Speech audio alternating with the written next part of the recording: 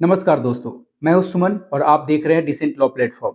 जैसा कि आपने थंबनेल में देखा कि सुप्रीम कोर्ट के द्वारा अभी एक अहम फैसला दिया गया है। यानी सुप्रीम कोर्ट ने आधार कार्ड से संबंधित फैसला दिया है और जानते हैं इस वीडियो के माध्यम से कि सुप्रीम कोर्ट ने आधार कार्ड के बारे में क्या कहा है। अब इस आधार कार्ड के बारे में सुप्रीम कोर्ट के फैसला को समझने से पहले पहले एक छोटा सा कहानी को समझिए।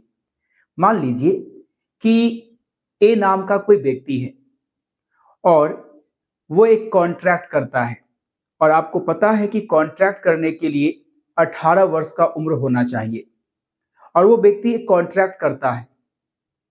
उस बच्चे का उम्र आधार कार्ड पे 18 वर्ष है और मैट्रिक के सर्टिफिकेट पे 16 वर्ष है। अब दो चीजें हैं, ध्यान से सुनिएगा। एक बच्चा एक कॉन्ट्रैक्ट तभी कर सकता है जब वह 18 वर्ष की उम्र पार कर लिया हो। कोई भी व्यक्ति कॉन्ट्रैक्ट तभी कर पाएगा जब उसने 18 वर्ष की उम्र को पार कर चुका हो। अब यहां पर एक बच्चा जो है जिसका आधार कार्ड में एज दिया गया है 18 वर्ष और वही मैट्रिक के सर्टिफिकेट पे दिया गया है 16 वर्ष। अब यहां पर दो चीजें हो गई, एक तो आधार कार्ड और दूसरा मैट्रिक का सर्टिफिकेट। अब दोनों जगह जो उसका डेट ऑफ बर्थ है वो अलग अलग लिखा हुआ है और आपको पता है कानून कहती है भैया 18 वर्ष होगा यानी कि वो बच्चा मेजर हो जाएगा तभी वो एक कॉन्ट्रैक्ट को कर पाएगा, कॉन्ट्रैक्ट बना पाएगा। तो क्या ये बच्चा आधार कार्ड के हिसाब से कॉन्ट्रैक्ट बना सकता है या फिर ये बच्चा मैट्रिकुलेशन सर्टिफिकेट के आधार पे कॉन्ट्रैक्ट नहीं बना सकता? क्या सोचते हैं आप? तो यही आज का मामला है। सुप्रीम कोर्ट ने भी इसी मामला को क्लियर किया है और अगर आप जानना चाहते हैं कि आधार कार्ड के संबंध में सुप्रीम कोर्ट ने ये कौन सा फैसला दिया है और सुप्रीम कोर्ट का क्या कहना है, तो इस पूरे वीडियो को देखिए। वीडियो बहुत लंबा नहीं, बहुत छोटा होने वाला है, बट पूरी तरह से कॉन्सेप्ट को क्लियर कर दूंगा, तो ध्यान से सुनिएगा। अब यहां पर सवाल तो समझ में आ गई कि एज को लेकर के बात कही गई है।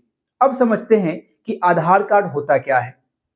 आधार कार्ड एक आइडेंटिफिकेशन एविडेंस है, यानी कि आपकी एक पहचान को दर्शाता है, एक पहचान को डिटरमाइन करता है। जैसे किसी व्यक्ति के आधार कार्ड में फोटो लगा हुआ है, इससे यह पता चलता है कि वो आधार कार्ड में उसी व्यक्ति का पिक्चर लगा हुआ है, उसी व्यक्ति की इमेज है। आधार कार्ड में माता पिता के नाम, एड्रेस लिखी हुई रहती है और ये एक प्रकार के आइडेंटिफिकेशन प्रूफ है, वो इसे याद रखना है। अब सवाल यहां पर आती है सुप्रीम कोर्ट के द्वारा क्या कहा गया। आइए पहले इन कहानी के माध्यम से समझते हैं। तो अब आपको एक बात तो क्लियर हो गई, क्लियर ये कि इस कहानी में यह समझना है कि आधार कार्ड पर जो डेट ऑफ बर्थ लिखी हुई है और मैट्रिक के सर्टिफिकेट पर जो डेट ऑफ बर्थ लिखी हुई है और अदर जगह आपके डेट ऑफ बर्थ लिखी हुई है, तो किस डेट ऑफ बर्थ को लिया जाएगा। अगर कहीं पर नीड पड़ जाए, अगर कहीं पर जरूरत पड़ जाए कि आपकी डेट ऑफ बर्थ क्या है, अगर उसकी डिटरमाइन करने की जरूरत पड़ जाए, तो फिर किसको लिया जाएगा और किसे एक वैलिड एविडेंस के रूप में दिया जाएगा। यानी कि यहां पर डेट ऑफ बर्थ की जब बात करते हैं तो किसको एक वैलिड एविडेंस माना जाएगा डेट ऑफ बर्थ के रिस्पेक्ट में।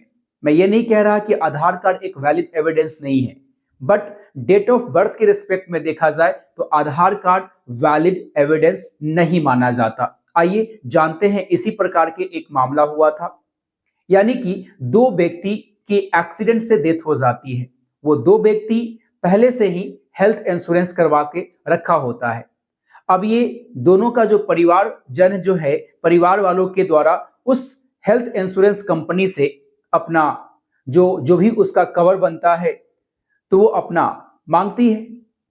अब वो हेल्थ इंश्योरेंस कंपनी का कहना है कि भैया मैं जो उसका कैलकुलेट किया जाता है, जो इंश्योरेंस कैलकुलेट किया जाना है, जो पैसा जो मुआवजा कैलकुलेट किया जाना है, जो दिया जाएगा, वो कंपनी के द्वारा एक डेट ऑफ बर्थ के हिसाब से कैलकुलेट किया जाता है। यानी कि कंपनी आपकी डेट ऑफ बर्थ देखेगी, उस हिसाब से उसका एक अमाउंट बनता है जो आपको दिया जाता है, यानी कि जो भी हेल्थ इंश्योरेंस खुलवा के रखा है उसे दिया जाता है।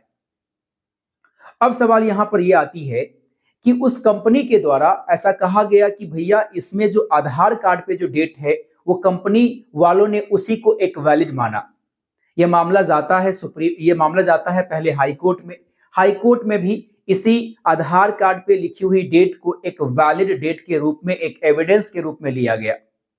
आधार कार्ड को एक डेट ऑफ बर्थ जो उसमें लिखी हुई है उसको एक एविडेंस के रूप में लिया गया। बट अपील किया जाता है सुप्रीम कोर्ट में।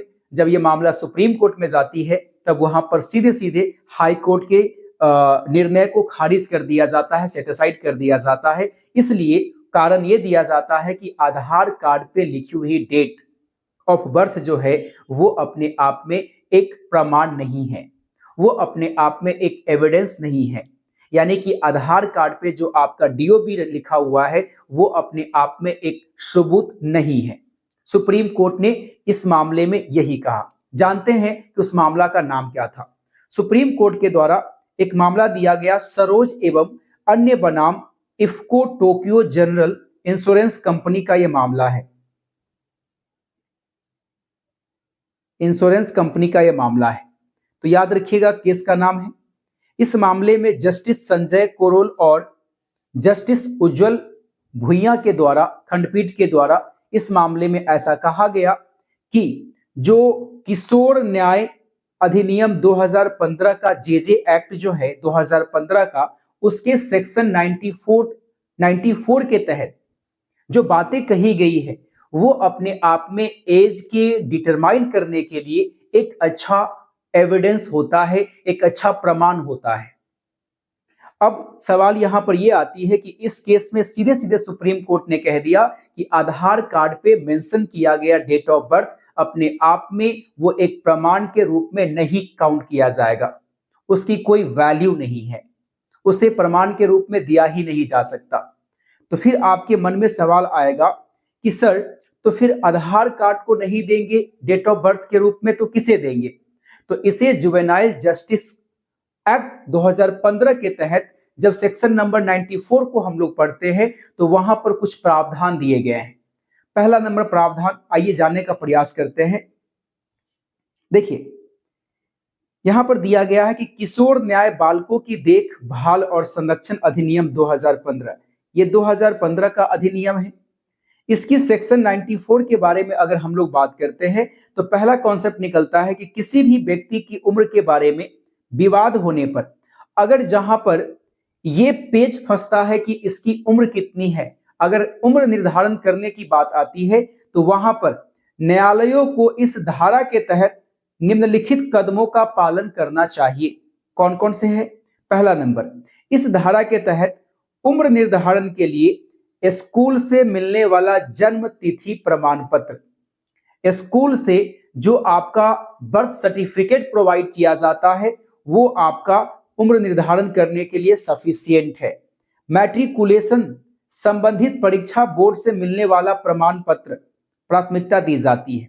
यानी कि पहला नंबर ये कहता है कि भैया अगर किसी स्कूल में आप इनरोल करवाए हैं, किसी स्कूल में आपका एडमिशन है और उस स्कूल के द्वारा डेट ऑफ बर्थ सर्टिफिकेट आपको दिया जाता है तो उसकी मान्यता है, उसकी वैल्यू है। और दूसरा, अगर मैट्रिक में आप है, मैट्रिकुलेशन सर्टिफिकेट आपको दी जाती है तो ये आपका, इसकी भी मान्यता है। डिटरमाइन यानी एज डिटरमाइन करने के लिए मैट्रिकुलेशन का सर्टिफिकेट सफिशिएंट माना जाता है, इसे याद रखना है।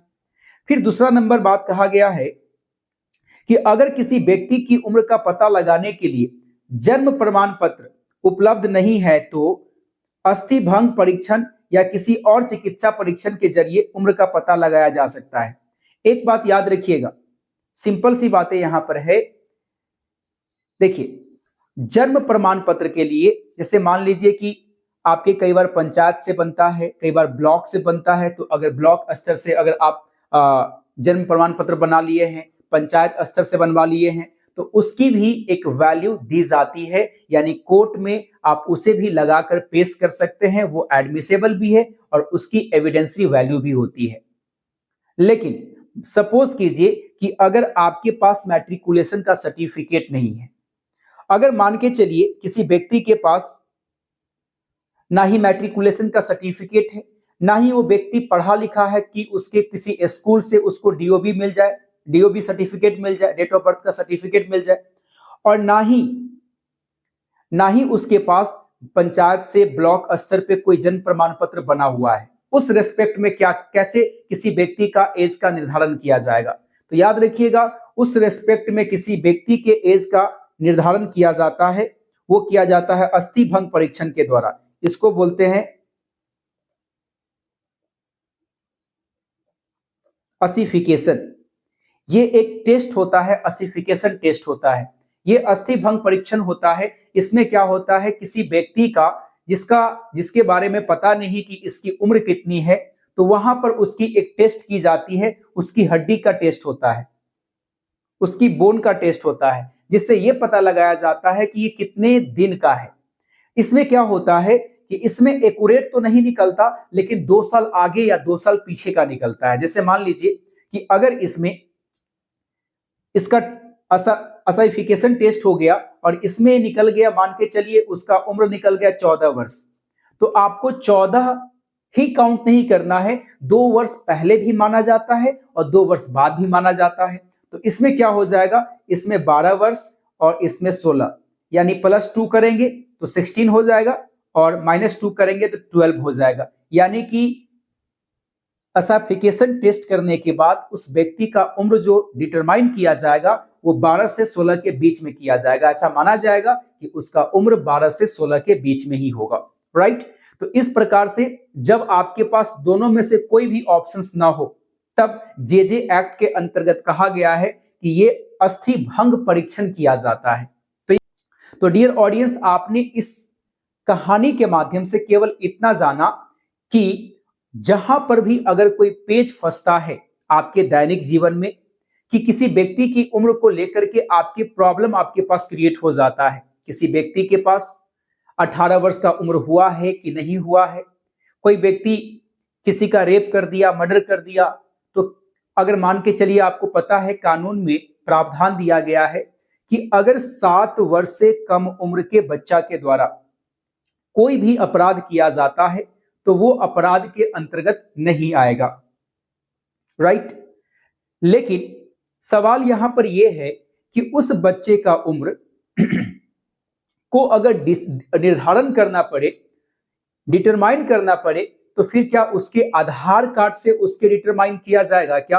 तो आंसर है नहीं, क्योंकि सुप्रीम कोर्ट ने इस केस में सीधा सीधा खारिज कर दिया और यह कह दिया कि आधार कार्ड पर लिखी गई डीओबी वो अपने आप में एज डिटरमाइन नहीं करता है, वो एज को निर्धारण नहीं करता है।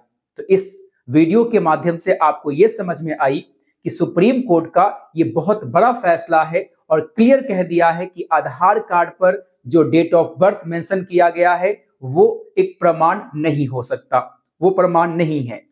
तो डियर ऑडियंस, इस छोटे से वीडियो के माध्यम से आपको समझ में आया होगा कि सुप्रीम कोर्ट का ये अहम और बड़ा क्या फैसला था। तो आज के लिए इतना ही, तब तक के लिए दीजिए इजाजत, फिर मिलते हैं इसी प्रकार के नेक्स्ट वीडियो में। धन्यवाद, ऑल द बेस्ट।